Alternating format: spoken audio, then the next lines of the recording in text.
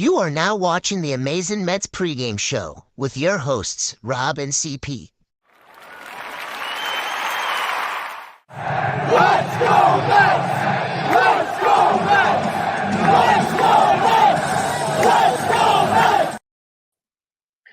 What's up, Mets fans? It's your boy CP, and welcome back to another Amazing Mets pregame show. It is game 146 coming right up. We'll talk about last night's game. Obviously, I was live for the post game with John from Pure Adrenaline Sports. Rob was live for the in-game stream. I know you had to dash out to work, but how you doing, Rob? I'm doing good. Unfortunately, we played like crap yesterday, but we got a rubber game today, and we have a chance of winning the series, and that's the goal right now. Yeah, absolutely. Nothing more, nothing less. Win the series. Obviously, we talk about the importance of that each and every time. First pitch is at 3:07 p.m. We are coming at you live right now at 1:32 p.m. for the pregame. We do have some lineups released. Obviously, we'll talk about the pitching matchups as well. And Sean Manaea, versatile, elite, right? At this point, lefty for the New York Mets going up against AL pitcher of the month for the month of August, Bowden Francis, and we'll talk about that pitching matchup. Obviously, before we do, if you are here on a weekday with us, right, during those work hours, we definitely appreciate you, whether you're working from home or whether you have us on at your job with some headphones in. It doesn't really matter. We definitely appreciate you all being here. Please hit the thumbs up on this stream. Keep commenting in the live chat section. Vent out the frustrations. If you didn't get enough venting out last night in our post game in the live chat, please go ahead and do so today, because we will be talking about the lack of offense and this lineup as well and what they're going to be facing with Bowden Francis. So obviously drop those comments in the live chat. So Rob, again, want to get your thoughts, especially because you weren't able to be a part of that post-game stream yesterday with John and myself. What did you make of, I guess, the performance of not only David Peterson, because we know that he struggled. Obviously, pitchers are allowed to have one of these games, but primarily the focus was the offense. What did you think about both sides of the ball for the New York Mets yesterday? It looked like they weren't ready to play yesterday, to be quite honest. I mean, I'm not gonna kill Peterson. He's been outstanding. At one point, he was gonna have a bad game, but just happened to be yesterday. His location wasn't there. He couldn't, that fastball, you could tell his mechanics were off. Every ball, his arm was behind his body. Every ball was high to the outside corner, especially to right-handers, and he just didn't have it. He looked confused on the mound, like he couldn't find it yesterday. It's one of those games, so I'm not going to go crazy with Peterson. It was time for the offense to step up and help him out a little bit, right, when he was struggling, right? The pitching has been carrying us. The offense didn't do the job yesterday once again. And the defense, my God, the defense. I mean, just simple plays, just bad mental mistakes on the field. You know, Alonso didn't know what the hell he was doing after he caught the ball. Could have easily got a double play. That led to a run. Vientos led to the Vientos easy ground ball led to a couple of runs. And the way the Mets offense was going, it was game over, right? They had a couple opportunities during the game, but they didn't capitalize on it, and they lost. It was probably one of the worst games they probably played in over a month. Like, usually when you lose, it's like, all right, we didn't either hit. It just seemed like everything yesterday just did not work out. Defense was bad. Offense was a no-show, and Peterson finally had a bad game, and all that led us to a loss. I really can't back up what you just said enough, right? And that was the perfect sort of crap storm for the New York Mets to go out there and lose that game. Obviously 6-2. People in the chat as well are agreeing with you, saying the defense definitely did not help David Peterson whatsoever. There was a handful of plays, obviously, like you mentioned, Pete Alonso, Mark Vientos, obviously a couple pass balls. And we're not going to sit here and tell you all that David Peterson went out there and pitched like he deserved to win. He definitely didn't. But again, coming into yesterday, he was 9-1 with a 2.75 ERA. I know a lot of people still aren't sold on his advanced metrics, and they're kind of waiting for him to come back down to earth. But you cannot deny the way that this starting rotation and this bullpen has held this team down. We talk about it all the time, especially over the last week or so, where these bats kind of have gone a little bit quiet. Talking about yesterday and that Cincinnati Reds game, and the day before yesterday as well, in that 3-2 win against the Blue Jays.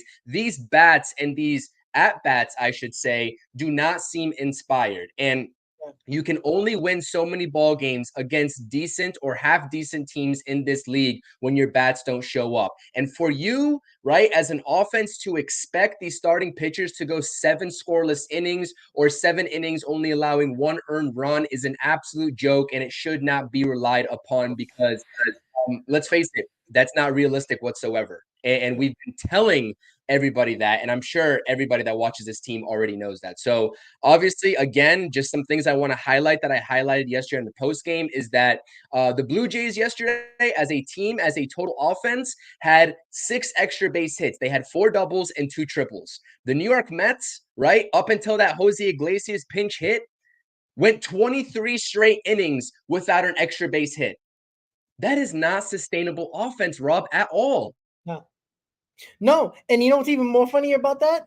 They've been still winning games despite that exact stat. And the other thing was, right, not even that, they also talked about like in the last like 5 games, it was a total of 13 runs. Like it's a huge problem at this point right now. And it's amazing to me. Like I just don't get it. I really just don't get it. And the one thing about the at bats yesterday as well, how many times did that umpire call that high outside pitch at the top of the zone? He called that the whole game. And all I seen Mets batters looking at that pitch, not trying to foul it off, getting mad at the umpire who was Now, the umpire wasn't that good yesterday, but that one pitch in particular, he'd been calling a strike the entire game. Guys like Alonso and Vientos got mad when he was calling that strike the whole game. That just showed me they weren't that much in, like their mind wasn't in the game as much as they should have been yesterday. It seems like it was just, show up and win type of game without actually doing anything. That pissed me off and that concerned me a lot. Now, maybe they'll get back on the horse and be actually a lot better today, but they seemed like they weren't focused yesterday. It seemed like everything was bothering them all day.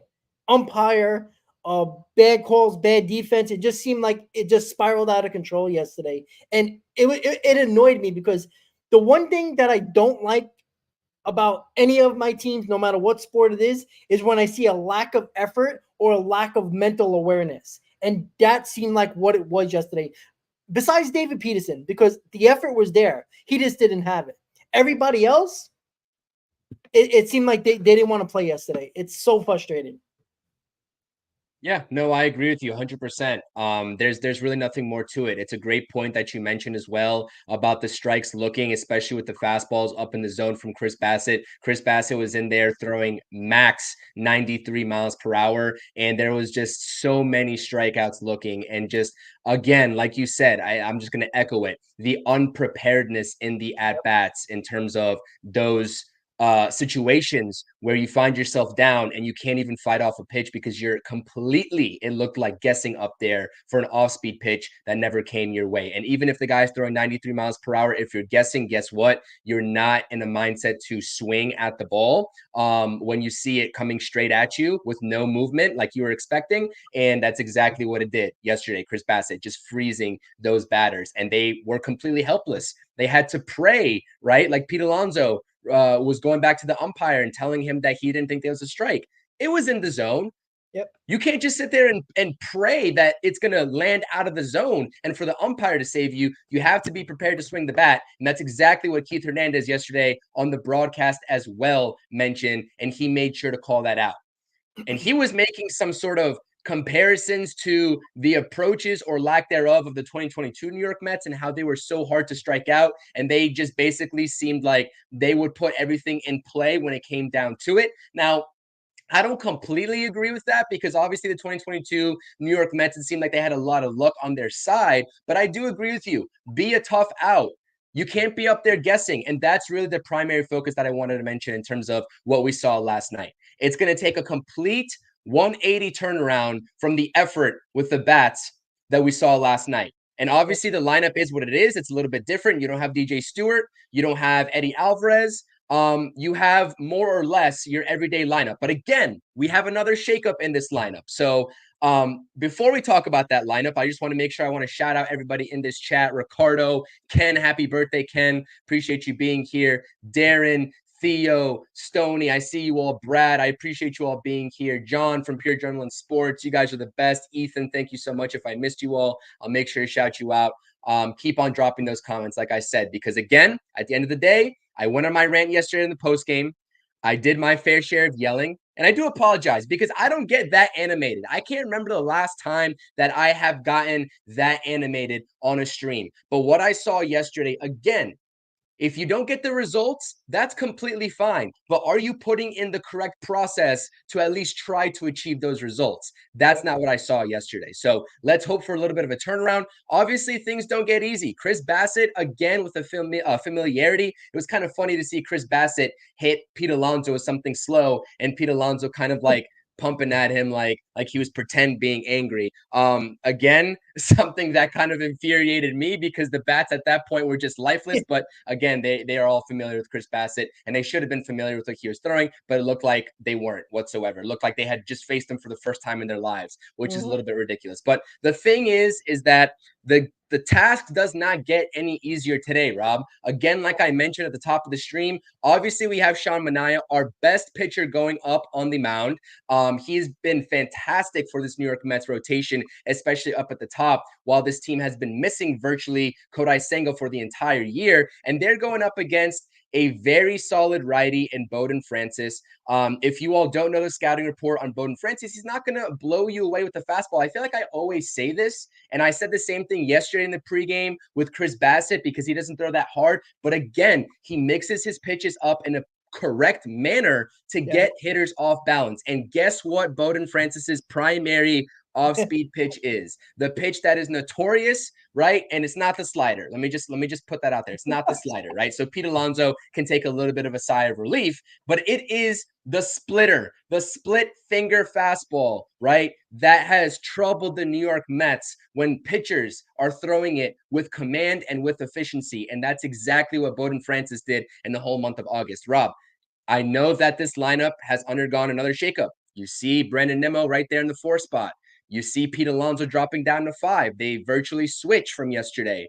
You see Jose Iglesias back in that 2 spot, right? That 2 spot seems like it's anybody's up for grabs. We've seen Winker, Iglesias. Who else have we seen there? Nimmo we've seen there, and everybody else in between. So what do you make of the lineup, but also what do you make of this pitching matchup first and foremost? Well, the pitching matchup, I don't think it's going to be a high-scoring game at all. I think both of these guys are going to shut down both lineups. To be quite honest, I don't trust the Mets lineup at this point right now. I don't. Like, it's unfortunate, right? We've been winning games despite our offense. I'm really worried about this game today, right? Bowden Francis is really damn good. You talked about the split finger fastball. It's nasty. It is nasty. The Mets are not good at hitting that ball, and he mixes up a lot as well. But that split finger fastball is his go-to pitch. And with the way the Mets have been striking out as of late, that's a put-away pitch for him. And the Mets got to be careful. Look, they got to go with a game plan. Both lineups actually, because Sean Manaea has been outstanding. Francis has been outstanding. Both lineups need to basically try everything. They have to avoid the bad strikeouts, and especially the Mets. The way they've been just constantly striking out over and over and over again in big spots with runners in scoring position. But with this lineup, we talked about this on the roundtable. Jose Iglesias in the number 2 spot. That was what we talked about. I think everybody agreed with that. That's a good move. Somebody that's actually hitting in this lineup, put him up there. And it's good. Lindor did get a hit yesterday. I think Lindor is going to find his way out of it rather quickly. He's done it for the majority of the season when he cooled off a little bit. Vientos, I like him in the 3 spot. Nimmo in number 4, a little odd, but Nimmo has been putting better at-bats together, mostly better than Alonso, Martinez, and Alvarez. So I'm okay with it. Not crazy about it, but I'm okay. Alonso, I just don't know anymore. That Jesus Christ. I'm saying he takes it onto the field. He doesn't know how he catches the ball and he tries to ask Mendoza where I throw the ball. Like he just did, like he freezes. Like it's a guy that's second guessing himself. He's guessing too much. And that's a huge problem. And he's doing it at the plate as well. Martinez, again, he's going to be one of those guys that will get a big hit during a game and have 3 bad at bats after that. So expect 1 good at bat from him in this game. That's the what Martinez we get now. Marte, I wish Marte was more up in the order. To be quite honest with you, I like his at bats since he's come back from injury. Alvarez, I don't know. He's another one that just lifeless at bats. Harrison Bader, he did hit that home run not too long ago. Looked like he was coming out of it a little bit, hitting to the opposite field. Overall, with this lineup, it's our everyday lineup, right? It seemed like this could be a playoff type of lineup. Hopefully, Nimmo is not number 4, but hey, listen, Mendoza's trying to find any which way. And listen, this is smart to mix it up. They're not hitting. You can't leave it the same. You can't leave it the same. So if the lineup was the same as yesterday and the day before, then Mendoza's not doing his job. You can't be scoring, a couple of runs over this stretch of games where the lineup is striking out at a crazy rate and leave it the same way, because then you're not doing your job. Mendoza's trying something. And John, you're absolutely right about that. And yeah, that's the problem with this lineup right now. So do I have confidence today? I don't. In Manaea, yes. In the lineup, especially with Francis going, I don't. Maybe they'll surprise me, but I really don't trust this lineup right now. Yeah, I agree with you. And Cope here is asking me, how I'm feeling, especially I know Cope was part of the post game with John and I last night. And again, you guys got an animated performance from me because I was absolutely fired up with what I saw. And rightfully so, because as we mentioned, there's no excuses for this team anymore. This team has to go out there and perform more often on a nightly basis. And they can't really afford lapses. They afforded a lapse, right? And I was kind of like, I'm not worried about that last Cincinnati Reds game, but I was like, from here on out, you got to play at the top of your game. And again, losses happen. We're not expecting the Mets to win every single game, but look like a competent offense out there. Look like you belong and actually want to go to the playoffs. And that is not what we saw from the lineup yesterday, again, for like the 10th time. So Colt, if you're asking me how I'm feeling, I'm going to back up Rob's sentiment, is that this offense needs to show me something, right? It's no more me trying to sort of guess and make excuses of how good overall this season they've been with how many categories that they're top 5 or top 10 in the league in. That's all out the window at this point. They need to go out there at 3:07 p.m. Eastern Standard Time in Toronto and show me something, and show me something earlier rather than later. Sean Manaea is going for the New York Mets. I have full confidence in Sean Manaea, and if you have 2 eyes, if you're a Mets fan, you should have confidence in Sean Manaea as well, right? Like that is a given with what he's produced at this point. Love Sean Manaea. It's kind of an interesting trend to me that I've noticed with Sean Manaea, though, when he utilizes his arsenal, right? His off-speed pitches and also his fastball. I'm not sure if you've noticed this, but I looked at his Savant page and the fact that Sean Manaea is throwing his fastball, right, a little bit less in terms of the four-seam fastball. He's going sinker predominant, sinker heavy, Rob. Like every single time out, he's like 35, 36, 37 pitches with that sinker. But with the four-seam fastball, he was throwing it at a high clip, but the last 2 starts, unexpectedly, it started to drop off. The changeup, again, as well, it's kind of like a hit or miss with Sean Manaea in terms of how many times he's going to throw it. So I'm curious to know what his arsenal, what his distribution is going to look like, because I've been praising this rotation in terms of going out there and mixing their pitches very well. I think Peterson tried to do that yesterday. His command was just off. But that's kind of what I'm looking for in Sean Manaea. But again, like I said, if you've been watching New York Mets baseball this entire season, like there's no reason not to trust Sean Manaea. Again, we will talk about it until it's not a fact anymore. This offense is the problem right now. Simply, It is the problem. And I love what Carlos Mendoza did, like you said, with this lineup. We talked about it on the roundtable. I proposed Marte. I know Hector proposed Iglesias, and there's some people in the chat saying Marte and Iglesias at the 2-hole. Either one of them. And that's exactly what he did today as well. And we've seen Jose Iglesias sporadically for like a start or 2 in that 2-hole, and he had success.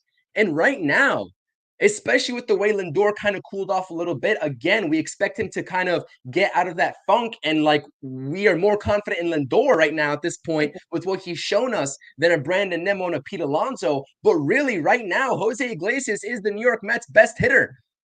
So, of course, you want to work him into the top of the lineup. And imagine I came into 2024 and I told you all, the guy that's starting off in AAA, that's going to get the call-up, that's going to spark plug this comeback in the season with the OMG and just his performance defensively and offensively, right, was going to be the guy alongside Francisco Lindor up the middle and Jose Iglesias. This has been such a weird season, man. But I'm here. I'm here for it. At this point, we're all here for it. Yeah, it really has. It is amazing. You know, it's always like these are special years, especially. Hey, Heck, what's up? You know, these years are special because, you know, forget all the gimmicks, OMG and the grimace and Haktua and all that crap that really doesn't mean anything on the field. It's just fun for fans. The way that they went about this season, 0-5 starting the season, 11 games under 500. People were talking about trade deadline and selling big time. Then amazing performance, basically playing 20 games over 500 since the end of May to get back to over 10 games over 500. And, you know, getting closer to 14, 15, 16 games over 500, you know, where we're hanging around right now. And right now at the moment, tied for the third wild card, it's an amazing turnaround, and it's unlikely guys. It's like Iglesias, you know, who didn't even play in the majors last year, who, you know, got an opportunity, signed a minor league deal with the Mets. He's called up as like a reinforcement, basically a backup guy, basically shows up, plays well. McNeil gets hurt. He's the starter now. Vientos, nobody could expect a season like this with Vientos. You know, it is amazing, you know, that's with Alonso having a down year and where the Mets are right now. Alvarez is basically 90% of catchers in baseball who is an average, below average hitter and just basically a catcher. And that's what he is right now. So it's like, it's amazing. Like the supporting cast, and we talked about this earlier on in the season, many times on the roundtable, on any show that we've done. The supporting cast has done such a good job that they outperformed the stars of this team, except for Lindor. That's amazing to me. And if it wasn't for the supporting cast, where would this team be? We wouldn't even be talking about the games because they wouldn't be as important as they are with 17 games to play. So listen, it is amazing, and I love it. And these are the fun times because it's the little things that make this Mets team so much fun because it ain't the stars. Then, except for Lindor, nobody else really has been exciting. But the supporting cast, the guys that nobody expected, makes it a hell of a lot more fun.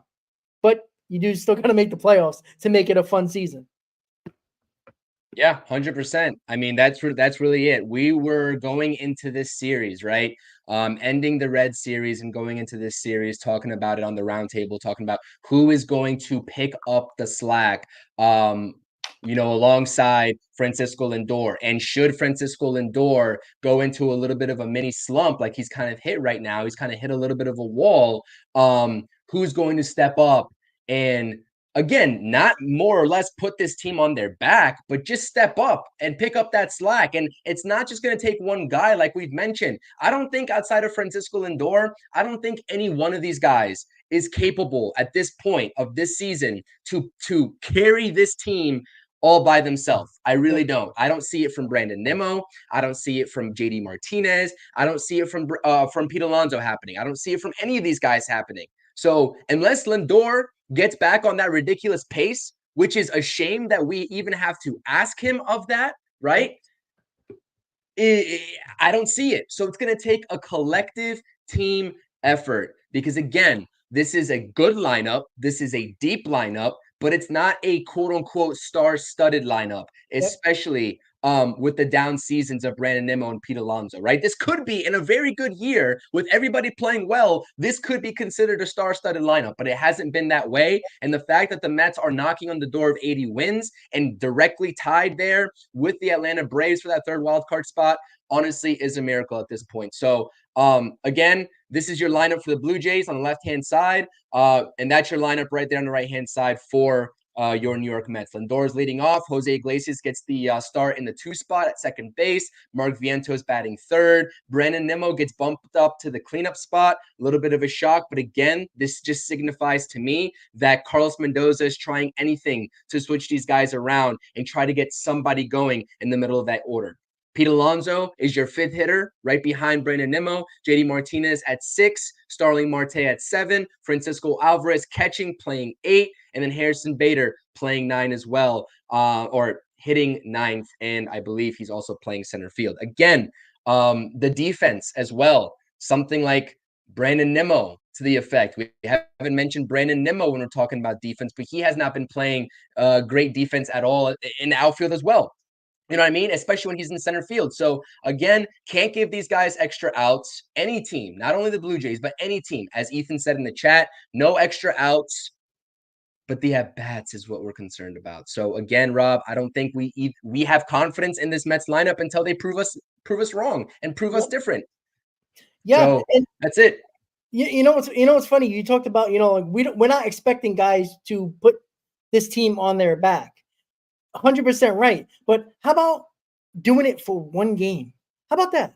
How about Alonso goes 4 for 5 or 3 for 4, a home run, 4 RBIs? How about having a game like that? He really hasn't had a game like that except for like April. Just one game. How about taking control over a game where your lineup struggling, but you're the one doing the job? Like it's just that simple. Like it's little things like that. I'm not asking for a 3-week stretch of outstanding play, outstanding offense, hitting, 10 home runs in 17 games and 25 RBIs. I'm not asking for all that. But how about taking over a game? I don't feel like Alonso has done that at all. And we keep on bringing up Alonso because he was supposed to be our big run producer, right? Right now, he should have well over 90 RBIs, probably even approaching over 100 RBIs at this point, and he hasn't. It's a huge problem. He's batting like 207 with runners in scoring position. I mean, that is bottom of the lineup production. That's how bad it has been. And then this is not new. This is something that has been a problem with Alonso in important, actual, real games that matter, not games in August and September and most of the season when the games are basically pointless. He's games when the Mets are up big, that's when he pads his stats. That's when the runners in scoring position look better, but look in meaningful games, in late inning games, it is absolutely terrible. And again, it took a long time for a lot of Met fans to realize it, and the broadcast to finally bring it up live on broadcast. And it took that long, but this has been a trend. This has been Alonso his entire career, except for his first year. Every other year, runner in scoring position in meaningful games have been absolutely terrible. This is not new. He did this in 2022, specifically in September. And I've been bringing it up and making a point of it since then, a lot more. And finally, people are coming around. Look, we all want to have us get proven wrong by Pete Alonso. We don't want to keep on saying this. It's getting annoying. It's not even fun to talk about. It's not fun at all. But it's annoying to repeat myself and Chris to repeat himself and Hector and Hayden and everybody else that's a Mets content creator talking about Alonso. It's a trend amongst Mets content creators. It's annoying. At some point, he's either going to do it or not. And the season's ticking away quickly. I just don't trust it at all. I don't really have my watch on me, but I always do this. It's like me looking at the time when these guys are going to step up. So it really is like the time is now. The time is now. Of course, the Mets are still in the race and they're going to be in it till the end. There's going to be a lot of flip-flopping in terms of the actual standings, and that's something that I've already accepted. I think a lot of Mets fans should just prepare themselves for. We'll talk about the, I guess, happenings around the league from last night as well in the next slide. But again, the last thing that I really wanted to get into from yesterday and today, obviously the guys aren't starting today, but I wanted to get your take on what we can expect to see in terms of the lineup combinations and who's starting versus who's not from now until the end of the season. Were you moved at all? I already know the answer to this. Were you moved at all with what DJ Stewart and Eddie Alvarez did yesterday? Nah. No one's moved. No one's moved. No. So again, what can we expect in your mind from now until the end of the season in terms of what's going to happen at second base and what's going to happen with DJ Stewart? Again, you roster 6 outfielders. It is what it is. But again, the middle infield conversation is always the one that I'm going to bring up, right? You don't have a guy that's 24 years old in his prime, 25 years old. He's 34 years old. There was a spot start yesterday for a reason, right? Whether it was because of Jose Iglesias is needing a day off or the Mets playing the lefty matchup, the lefty-righty matchup, because Eddie Alvarez is a switch hitter. Doesn't really matter what it is. He was starting over Jose Iglesias. You don't have Jeff McNeil anymore. What's going to happen at second base? Is it feasible in your mind to expect Jose Iglesias to start every single game from here on out? I think they're going to try, but out of these last 17 games, can he play 15 of them? I don't know. I think that's a big question, and you were so right when you brought that up on the roundtable. And I know there was a little bit of pushback, but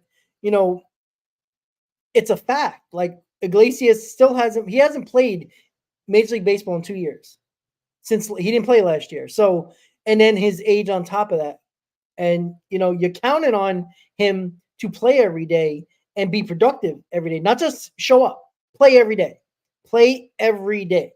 And I'm hoping he can, because you see what he does. Look, he pinched it yesterday, got a double down the line. Like he's just outstanding right now. And he's not taking anything for granted. Oh man. I hope, like, it was weird yesterday that with DJ Stewart and Eddie Alvarez in the lineup, because it's the middle of a series, right? I could see today, getaway day, you'll throw DJ Stewart in there and Eddie Alvarez. And not saying that the Mets would have won if they would have had Taylor in there and Iglesias to start the game. Maybe they would have won. Who knows, right? We don't know. But it was just an odd situation with that lineup. Like, was it just about throwing lefties in that lineup because of matchup purposes? I guess. But I don't know. I think I didn't like it at all yesterday. And, I'm not saying it proved us right about the lineup and those guys, but it was everybody in the lineup, not just those two guys, unfortunately. Yeah, at that point. I mean, I'm not trying to make them the scapegoat at all, right? Because the Mets probably lose regardless with the way that David Peterson pitched and just the lineup looked in general, 1 through 9. But again, that's a concern for me moving forward. It should be a concern to everybody, because what we saw last night can't happen. It can't happen again. It really can't happen again. So I'm very curious how the Mets go and sort of configure that or try to get around that. I was surprised too to see that kind of lineup, given that the Mets have the off day tomorrow, right? I would have thought maybe try to win this series yesterday, get that out of the way. And then if you lose it, you're going to have to put those guys right back in the lineup today and then give them the off day tomorrow with no game on the schedule. But again, it's something where that's out of everybody's power. I mean, the personnel is the personnel, and Carlos Mendoza has the personnel that he's going to have to work with for the rest of the season. So I guess we'll just see how it works out. Do you think that Carlos Mendoza try to, I guess, finagle a win or like sneak a win with what he put out there in the lineup overall because of David Peterson pitching so well? Do you think he just tried to sneak it in there and say, you know what, if we can get a win with this lineup, then we're playing with house money today? Like I know it was mostly probably the lefty in the matchup, but it just felt like they kind of played like they gambled yesterday. Like they put some money, not gambling on the game, but like they gambled with the lineup, seeing if they can sneak out a win with that lineup yesterday. I'm just thinking way too much out of this, but maybe I felt like that's what he was trying to do. Besides the lefty matchup. I think that's valid. I think it's a both worlds kind of case, right? In this scenario, right? Hector's pointing out that yesterday was about wanting to load the lineup with lefties, which I've always hated. I've hated it. You've hated it, Rob. Everybody, pretty much the consensus is that why are we loading this lineup with lefties, especially if they're mediocre lefties? I'd rather take my chances with a guy like Tyrone Taylor, because you have the luxury of carrying multiple outfielders. Even before DJ Stewart was in the equation, go with the better guy, even if he's a righty, even though there's a righty on the mound, and Chris Bassett yesterday. Again, the middle infield situation is kind of like the Mets are handcuffed at this point to play whoever the backup is, being that there's only one backup at this point after the Jeff McNeil injury. And again, Jose Iglesias is going to need a day off or two between now and the end of the season. I've already foreshadowed that, and it happened. So yesterday was one. We'll see if another one's on the horizon, although I really would hope for it not to be, because that guy needs to be playing every single day for us to have the best chances of winning. But again, I think it's half of what Hector just said here, and it is also half maybe of the Mets trying to squeak out the series win, like you said, against a pitcher that they maybe thought was a better matchup for the Mets than the guy that's going today, and looking at who the rest of the series was going to be against, right? And Chris Bassett versus Bowden Francis. Again, we told you all that Bowden Francis is no joke. He's coming off of an AL Pitcher of the Month, right? Award nomination last month, and he's been pitching lights out. This guy is the real deal. So we're going to see how the Mets lineup handles it today. This is more of their A lineup with the personnel that they have. Again, it was weird because I would have thought that you'd throw out your best lineup in the middle series, which is why I'm kind of inclined to agree with you, Rob, but it doesn't really matter. Whether it's a combination of both that went through the head of Carlos Mendoza, or whether it was just truly about the lefties, whatever it may be, they lost the game 6-2. It was a poor performance, and we know that the Mets can't afford to throw that lineup out there again, virtually, if they want to just hang in this race with the Atlanta Braves, who ended up winning 12-0 last night after dropping that 1-0 game the day before against the Cincinnati Reds. So again, I don't really care what the answer or what the reason was. It was a bad lineup, and they produced poorly. And honestly, are we going to make excuses even if it was an A lineup that we saw, right? More or less in that Reds game, in the third game, they also crapped the bed. They didn't look like they were having good at bats either. So, I mean, at this point, no matter what the personnel is, obviously we'd rather not see DJ Stewart or Eddie Alvarez, but these guys who are playing for those guys, right? Whether it's Tyrone Taylor, whether it's Harrison Bader, they need to step the hell up as well. It's about time. And at this point, if you're on the Mets roster, David Stearns and Carlos Mendoza basically have deemed you ready enough to play and competent enough to play in the middle of this race. And there's not really much pushback us fans can have on that. I know we have our opinions. People in the chat have their opinions, but it is what it is. And that's how we're going to have to ride out the rest of the season. So we'll see how the Mets make do, which is why I also don't think that this is the end-all be-all in terms of who's on this roster. There's going to be another call-up.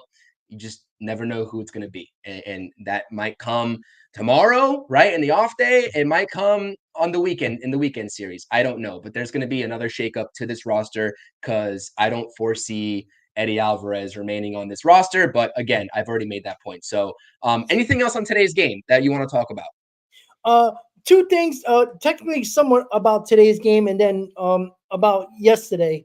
With Iglesias, and going back to what you said about giving him rest because of his age, I don't think him not being in the game starting yesterday was because of a matchup. Because if you look at his numbers, he's been very good against right-handers as well. I think it was a rest day. That just to finish that point. Why is Francisco Alvarez playing day game after a night game? That is odd to me. It's not like he's been red hot with the bat where you want to push him in the lineup and keep that bat in the lineup. I'm a little shocked that Torrens is not playing today. Maybe Mendoza liked his at-bats yesterday. I don't know, but it's odd. On day game after a night game, you usually see Torrens or your backup catcher in the ball game. And again, Alvarez is not red hot with the bat. He's not even, lukewarm with the bat. So I'm a little curious about why Alvarez is in the lineup today, day game after a night game, and not Torrens, who's been the better player since Torrens has been on this team. So I'm a little shocked by that, but maybe Alvarez will surprise us with a couple of good at-bats, maybe a couple of RBIs today. But that's the only thing that I have left, the two things that I really wanted to say. Yeah, I agree with you 100%. I know Hector was saying that what's I guess Cohen said about Mendoza loading the lineup with lefties, and you're right. I mean, lefties are batting 299 against Chris Bassett compared to righties in 237. But if that is the logic that they're going to use to try to persuade me that Eddie Alvarez is the guy over Jose Iglesias, I'm sorry, I'm never going to agree with it. So they Yeah. can say that as many times as they want, and that can be their front and that can be what they use to. I'm not buying it. I mean, at this point where you need wins, I mean, I'm not buying that at all. Yep. So, agree. The splits are what they are on Chris Bassett. I agree, but again, it didn't work out in the Mets' favor. But we're not trying to convince you all that if it was the other way, it would also work out in the Mets' favor. The lineup was just up and down, just horrible. We're just trying to understand, I guess, where they were coming from. But again, lefties, they wanted to load up on lefties, so be it. The end result's still the same.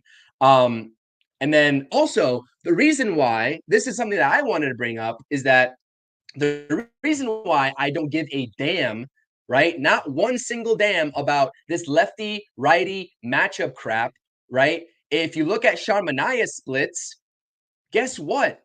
I'm pretty sure he has reverse splits against what you would want from that lefty-righty matchup. Let's see here. Let's see if I'm right. I'm on ESPN right now. Sean Manaea this season versus left-handed batters. They are hitting 252 off of Sean Manaea. You want to take a guess what righties are hitting off of Sean Manaea? 192. The OPS versus left-handed batters is at 748, 749. The OPS against right-handed batters is 593. So again, I don't buy into any of that. I don't care about these matchups. The best guy has to play. And I don't care if that means it's righty on righty or lefty on lefty. So just wanted to point that out. Again, I've been preaching to the choir about this whole entire season. Nothing new, but I wanted to just let you all know that is a fact. So if we're done talking about the last night and then also today about the game that we have at hand, some news around the league. Obviously, the Mets improve, or I guess don't improve, right, in the win column. They are now 79 and 66, 13 games over 500. They have the off day tomorrow. And the Padres, Diamondbacks, and Braves all did win yesterday against their respective matchups.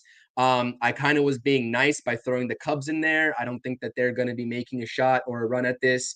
No disrespect to them, although they very well could. Anything could happen between now and the end of the season. But these are your updated wildcard standings. The Padres beating the Mariners 7-3 are now 2.5 games up on both the Mets and the Braves. The Diamondbacks shutting the Texas Rangers out 6-0 last night are now 2 games up on the New York Mets and Braves. And then the Braves obviously winning 12-0 and just putting an extreme hurt on lefty McKenna yesterday in Washington, D.C. Now are back up tied with the New York Mets. So again, this is going to flip-flop. This is going to be a tight race.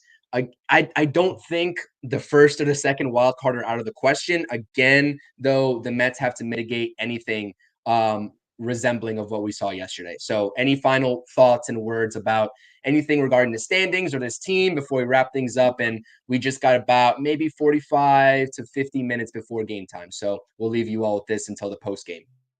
Yeah. Just, look, 17 games to go. If you go 10-7, that's 89 wins, right? You do a little bit better, you're in the 90 win column. So, I think it's going to take probably between 80 and 90 wins, because that means the Braves would have to go 3 or 4 games, 4 or 5 games over 500 as well.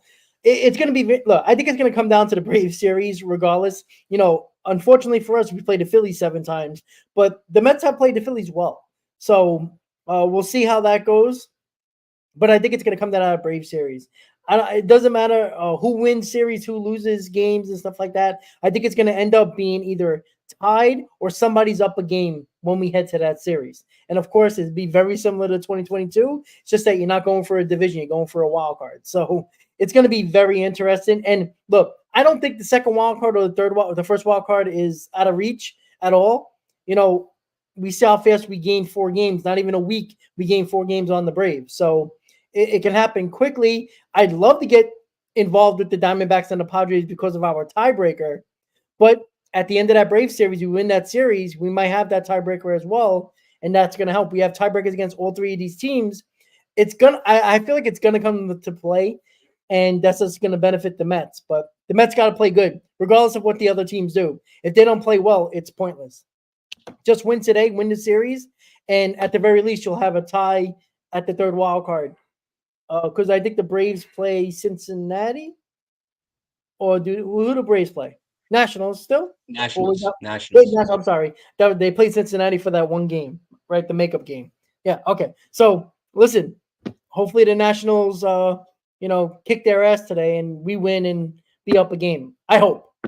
It's a lot of hoping for a Mets. I wouldn't expect that to happen at all. The Nationals are pretty bad. But again, I was just looking at the Diamondbacks and the Padres schedule as well. Actually, primarily the Padres schedule. They do get the benefit of seeing the White Sox for one series between now and the end, but their last 6 are against the Dodgers and the Diamondbacks, right? And that key series, if you can go into that Milwaukee series, if you're the New York Mets, being right there within striking distance of either the Diamondbacks or Padres, let them take themselves out, right? In terms of vying for their top of the wild card. And if you could sneak in there at number 2, then so be it as well. So again, you got to play. This is the time where these teams are playing the in-division opponents again. We see it with the Mets and playing a series against the Nationals remaining, a series against the Braves, and also having 7 against the Phillies. And then you see it as well with the NL West teams, them playing against each other as well for, down the stretch. So it's going to be an exciting time. We'll see what happens. We'll be with you all here on the pregame and the postgame every step of the way. The postgame is going down on the channel today, right after the game between Rob and myself. John is not going to be available for the postgame, so we got you all covered. Make sure you hit that thumbs up on both of our streams right here in the pregame. Obviously, there's about 45 minutes until game time. Get yourself some drinks, some food, whatever you got to do, and buckle up, because this is a very important win heading into the off day, both for obviously the standings, but also for the morale of us, the fans, and this team heading into an ever so important Philadelphia Phillies series. So again, thank you all so much. Subscribe to both channels, Talking Mets with Rob and CP New York Sports, for more 2024 Mets content. Hit that thumbs up. If you missed anything that you all wanted to tell us, hit the comment section down below as well and let us know your thoughts and opinions. And we'll see you all for the post game as well. Definitely appreciate that. Rob, thank you so much. I'll see you in just a couple of hours. And as always, let's see how today plays out. Let's go, Sean Manaea. Let's go, Mets offense, please. Give us something to root for and cheer about. Let's go, Mets. See you all later. Peace. Let's go, Mets, guys.